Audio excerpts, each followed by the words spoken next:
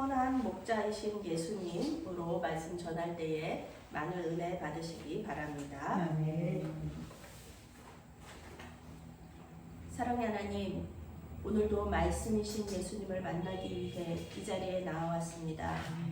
말씀 가운데 하나님의 임재를 경험하고 주님께서 우리에게 주시는 말씀을 받고 실천하게 하여 주시옵소서. 단순히 마음에 은혜 받은 것으로 만족하지 말고 온전히 주님께서 우리에게 불러일으키시는 그 소망의 순종으로 응답하게 하여 주시옵소서.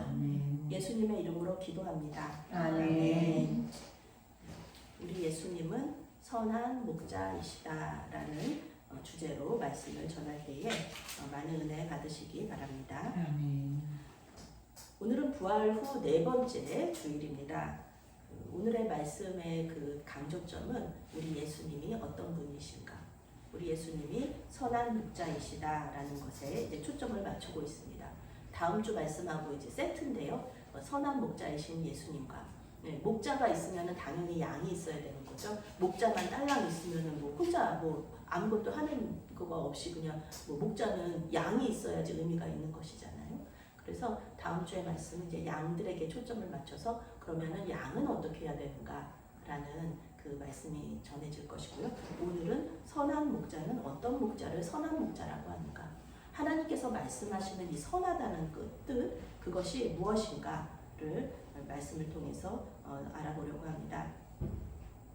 예수님께서는 왜 자신을 선한 목자라고 하셨는가? 뭐 예수님 당연히 선하시지 이런 게 아니라는 거죠.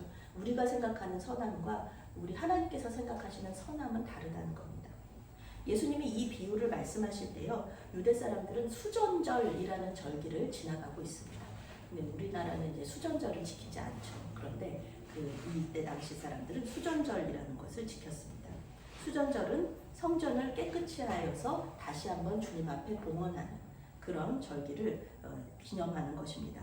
예수님이 태어나시기 전에요, 기원 전이죠. 164년에 이 헬라 사람들이 유대 나라를 다스릴 때의 일이었습니다. 이 헬라는 이제 그리스 사람들이죠. 그리스 사람들이 돼지 피를 가지고 성전을 더럽혔어요. 예수님 이 성전에서 예배는요, 돼지가 들어가면 안 되거든요. 돼지는 부정한 짐승이에요. 근데 돼지 피를 가지고 이방인이 성전으로 들어가가지고 뿌렸단 말이에요. 그러니까 성전은 더럽혀졌죠. 그리고 우상을 막 성전 안에다가 세우는 거예요. 우상. 메아리 교회에다가 뭐 불상 하나를 갖다 놓는 거랑 똑같아요. 그냥 우리 교회에다가 돼지피를 뿌리는 것도 정말 안 되는 건데, 그런데 그 성전에다가, 예루살렘 성전에다가 돼지피를 뿌리고 우상을 세우고 헬라의 우상들을 세우고 그런 일이 있었는데, 그때 이 종교 지도자들이 아무것도 못했다는 거죠. 많은 사람들이 뭐 죽고 그러는데도 아무것도 못했다. 그때 이제 마카비 가문의 사람들이, 마카비라는 그 제사장 가문의 사람들이 일어나가지고 헬라 사람들하고 싸웠어요. 그래서 이기고, 그리고 성전을 다시 깨끗하게 해서 봉헌했던 일을 기념하는 절기입니다. 이 절기를 이제 그때 이때 당시 사람들은 하누카, 지금도 유대인들이 하누카를 지키고 있어요. 그런데 이 재미있는 것이 이 하누카라는 것이요, 예수님하고 전혀 상관이 없는 절기잖아요. 그런데 우리는 예수 믿는 사람들은 성탄절을 지키잖아요. 크리스마스를.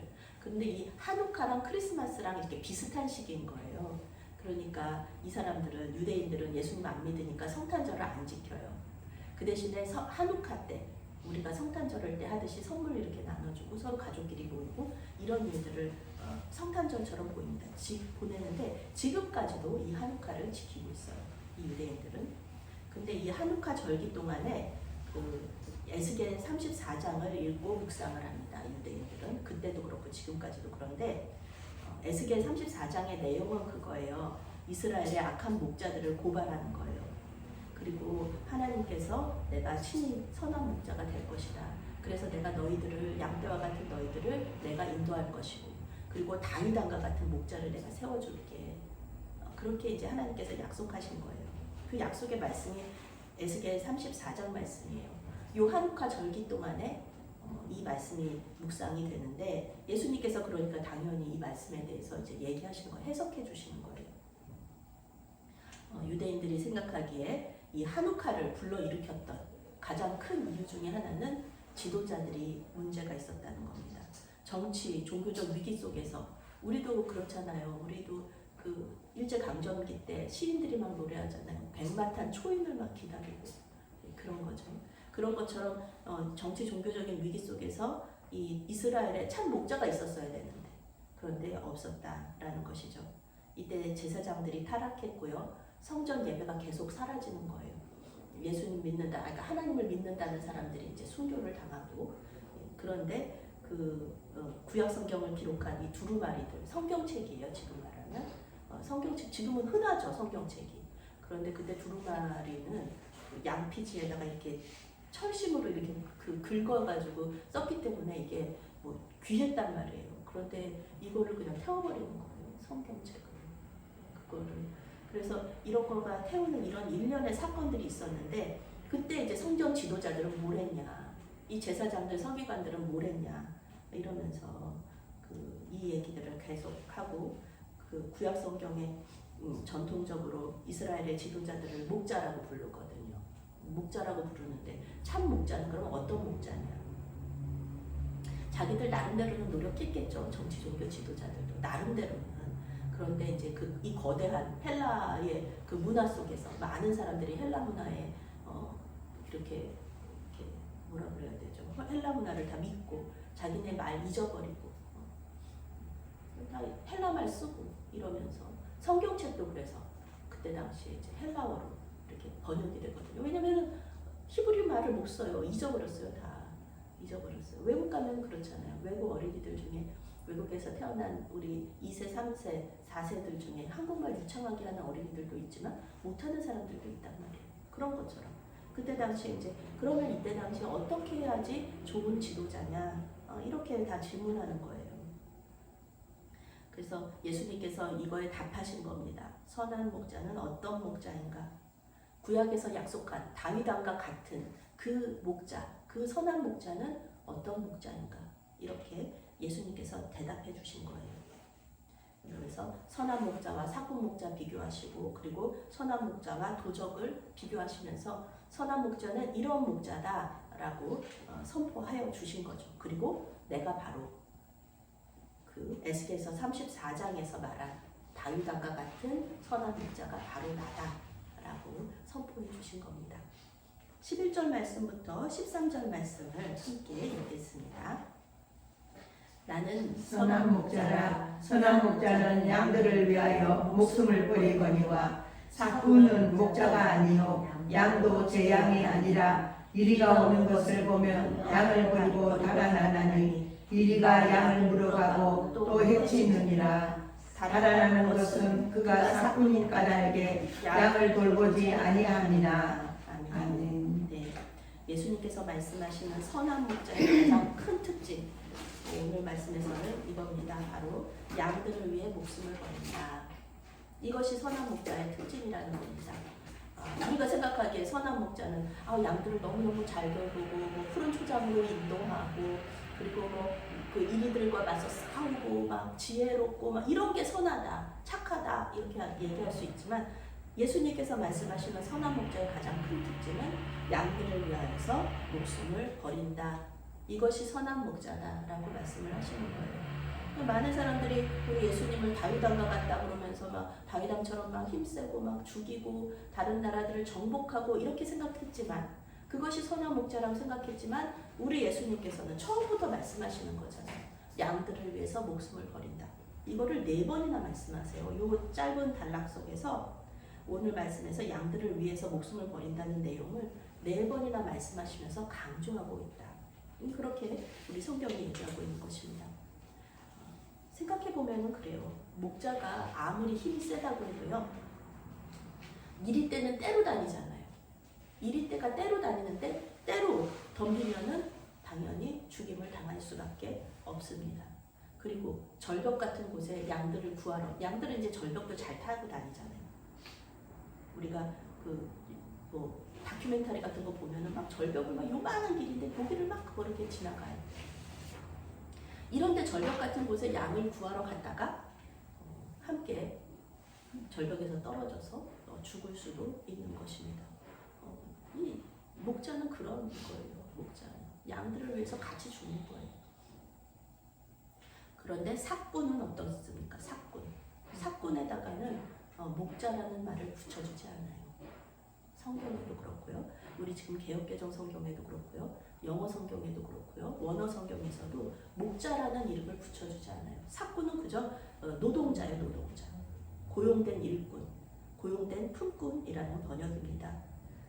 그러니까 아무리 성실하고 아무리 착하고 아무리 머리가 좋고 아무리 양들을 잘 돌보는 그런 사람이라도 이리가 오면은요, 양들 자기가 죽게 생겼는데 양 구하다가 자기가 죽는 거가 무슨 유익이 있어요. 그러니까 내 것도 아닌데 양이. 오히려 이리한테 양을 던지면서 자기 도망갈 시간을 벌어서 도망가는 그럴 수밖에 없는 거잖아요. 그걸 보고 누가 그걸 보고 뭐라고 하겠어요.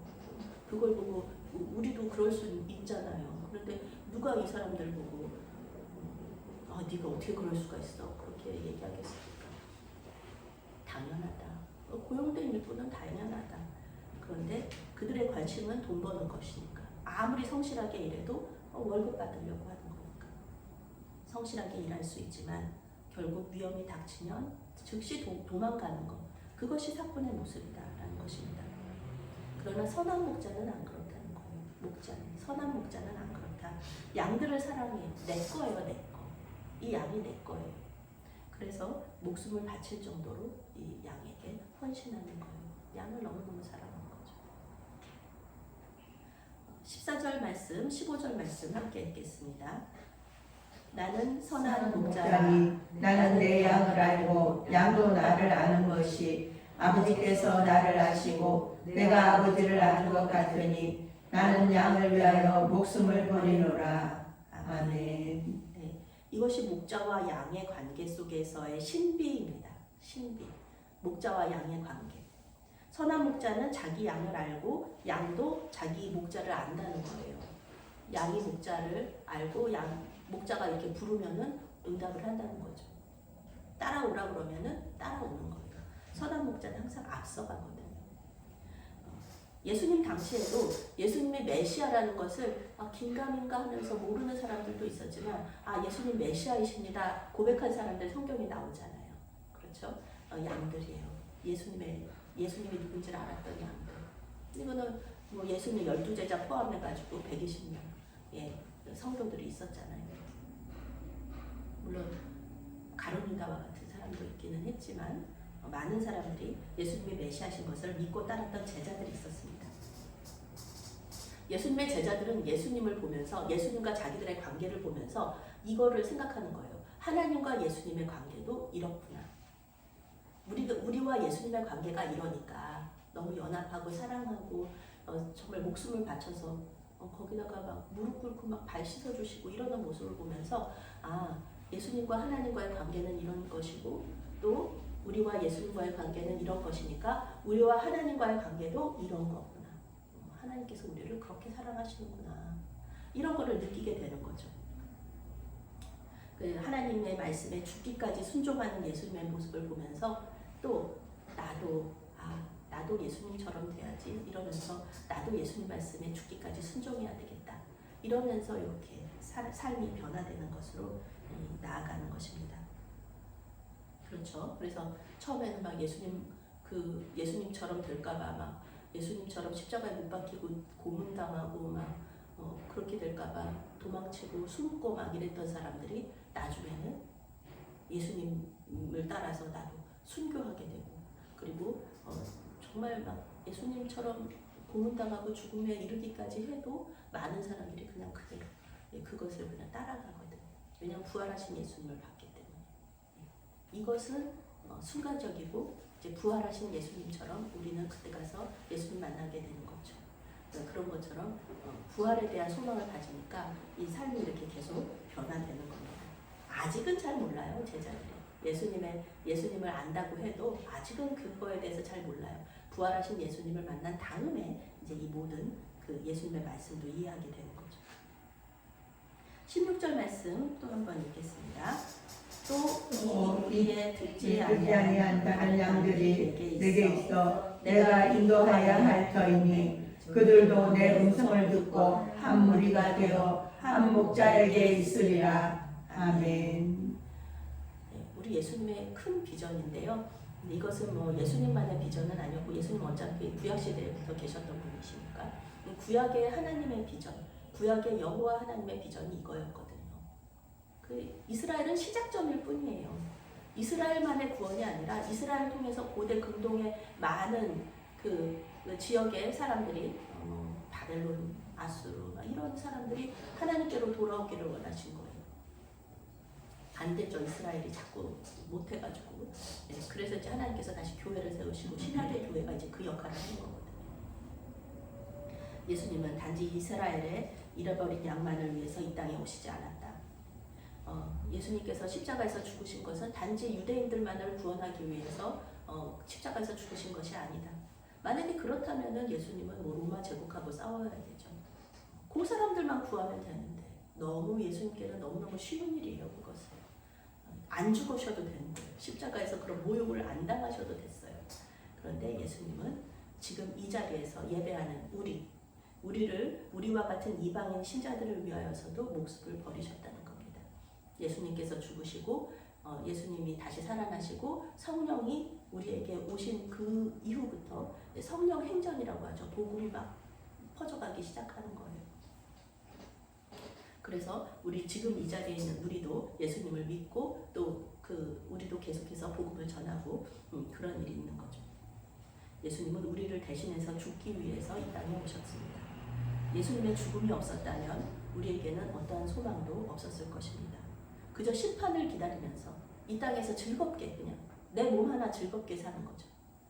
어차피 심판 받을 거 뭐 여기서 내 행복하게 사는 거죠. 내가 생각하는 행복, 하나님이 생각하시는 행복이 아니라 그냥 우리 인간의 생각하는 행복, 타락한 행복, 그것을 위해서 우리 자신을 괴롭히는 건데 사실은 그것이 괴롭히는 건데 우리의 행복이 아니라 우리의 그 쾌락이 아니라 그것은 우리를 괴롭히는 건데 그러면서 살고 있을 것입니다.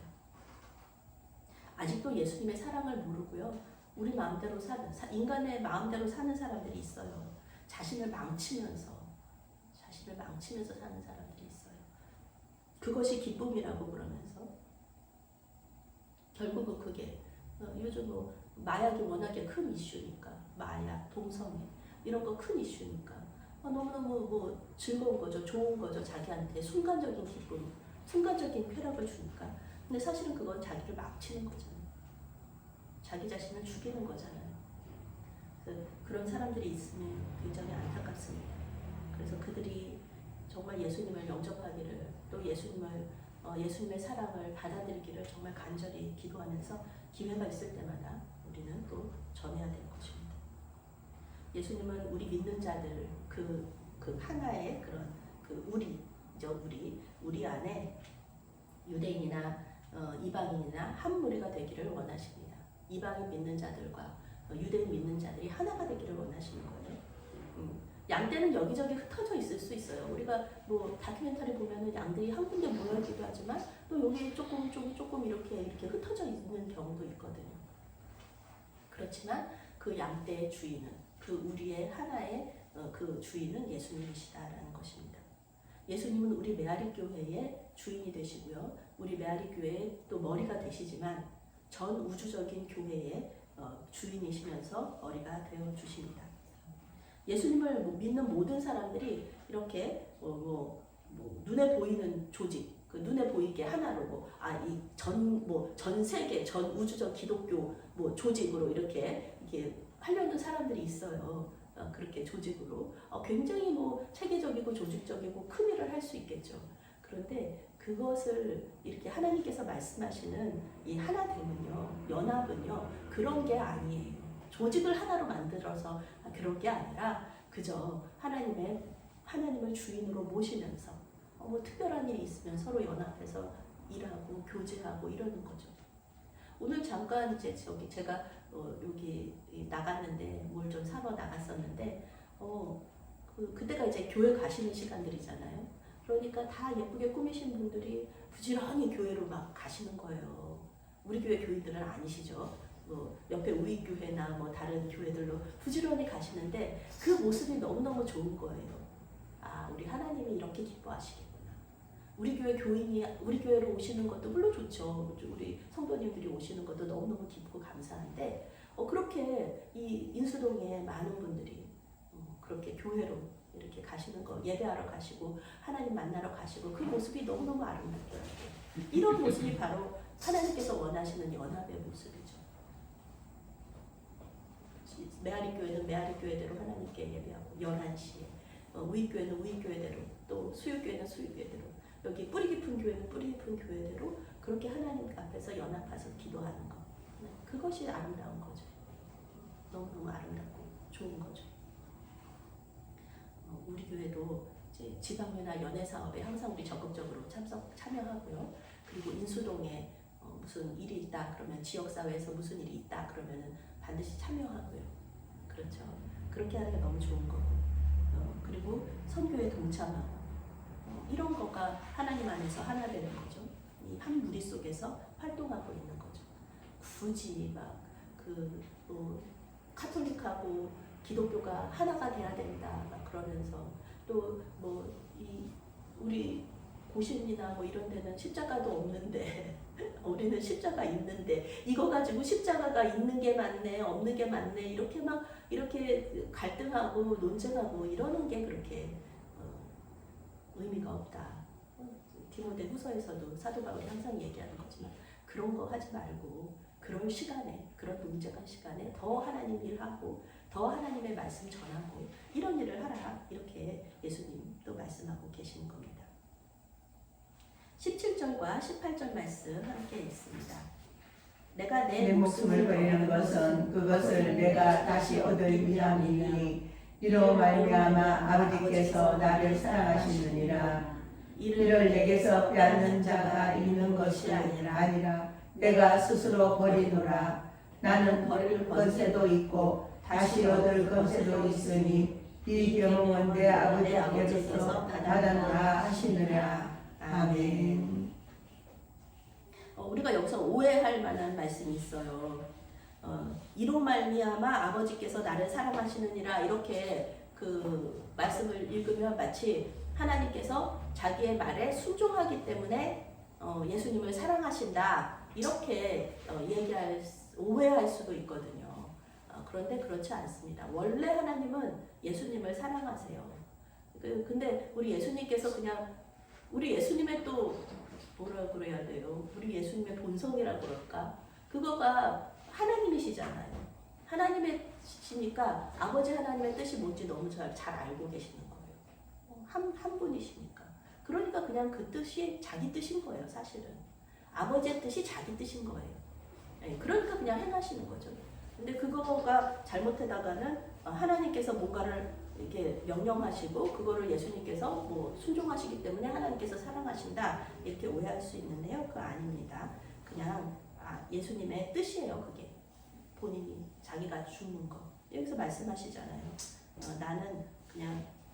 나는 버릴 권세도 있고 다시 얻을 권세도 있다. 내 뜻이다라는 얘기시죠. 하나님께서는 처음부터 아들을 사랑하셨습니다. 예수님은 자발적으로 자기 생명을 버리시겠다고 지금 그러시는 거예요. 그렇지만 다시 부활하심으로 생명을 취하실 것입니다. 이것은 예수님께서 생명의 주인이시기 때문에 하실 수 있는 일이에요. 예수님께서 하나님이시기 때문에 가능한 일입니다. 내가 죽기도 하고 내가 다시 살기도 하고 이거 우리 할 수 있나요? 네. 자살하는 사람들도 내 맘대로 못 죽는다고 그러잖아요.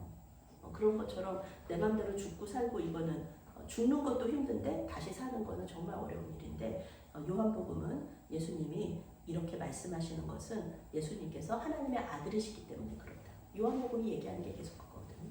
예수님 하나님의 아들이다. 예수님 하나님이다. 이거를 계속해서 선포하고 있습니다. 예수님 말씀을 이렇게 들은 사람들은요 미쳤다 그랬어요. 귀신 들렸다고. 어떻게 자기가 죽었다가 살았다가 막 마음대로 하냐고 이러면서 미쳤다고 말했지만 사도 요한은요 이런 사람들의 반응도 기록해요.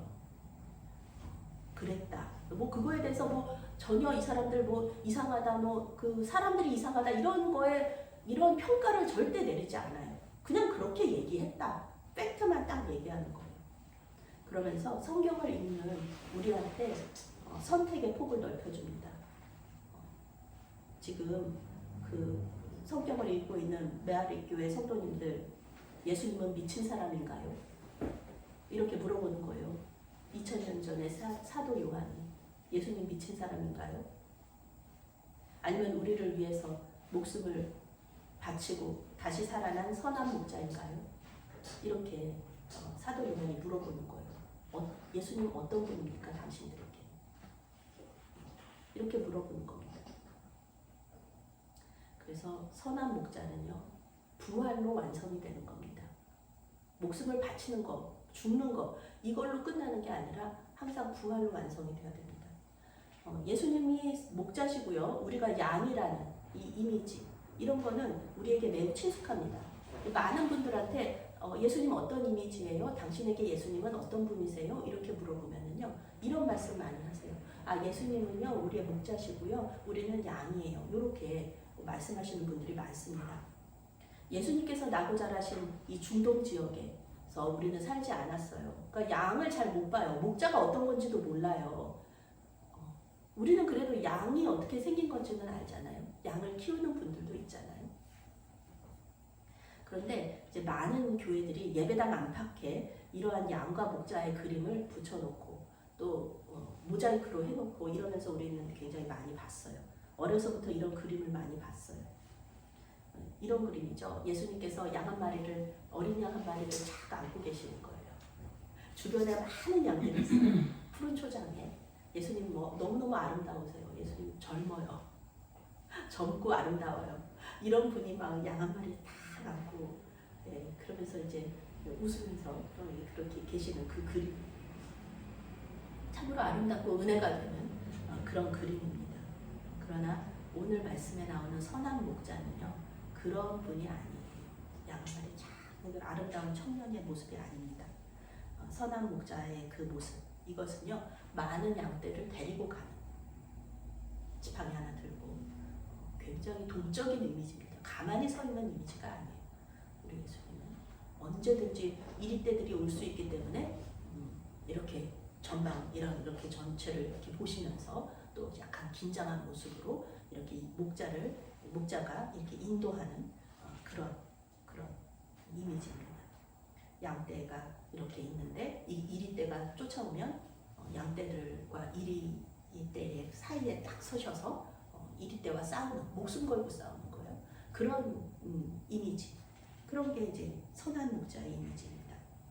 사건과 도적들 때문에 흩어지는 또 양들이 있어요. 상처받은 양들이 있어요. 그런 양들은 또 이렇게 보듬으면서 이렇게 인도하는 그런 것이 선한 목자입니다. 그래서 선한 목자의 역할은 쉽지 않습니다. 죽을 수도 있어요. 그런데 절대 죽으면 안 돼요. 죽을 수도 있지만 절대 죽으면 안 되는 게 선한 목자예요. 생각해 보세요. 한 번은 목숨을 건졌어요. 선한 목자가 나 대신 죽었어요. 그런데 선한 목자가 이제 없어요. 목자가 없어요. 이럴 때가 또 찾아왔어요. 그러면 나는 죽을 수밖에 없다. 선한 목자는 죽으면 안 됩니다. 그거는 선하지 않아요. 한순간에 계속해서 양들을 돌보고 푸른 초장으로 인도해야 되는데 한순간에 또 죽어버리면 양떼들은 어떻게 되겠습니까? 이리에게 한 번은 구원받을 수 있지만 다음에 또 이리떼들이 달려들면 그때는 보호해줄 목자가 없으니 양떼들은 죽거나 흩어질 수밖에 없습니다. 그래서 선한 목자의 완성은 부활이다. 죽었다가 다시 살아난 사람들은요, 또 죽어요. 나사로도 죽었다가 다시 살아났습니다. 그러나 부활하셔서 지금까지도 계속해서 살아계신 분은 예수님밖에 없다.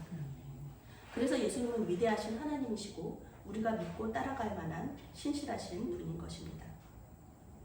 그래서 예수님은 양들을 통해서 목숨을 바친 이 선한 목자의 이미지를 통해서 참된 지도자가 어떤 지도자인지를 우리에게 보여주고 계시는 거죠.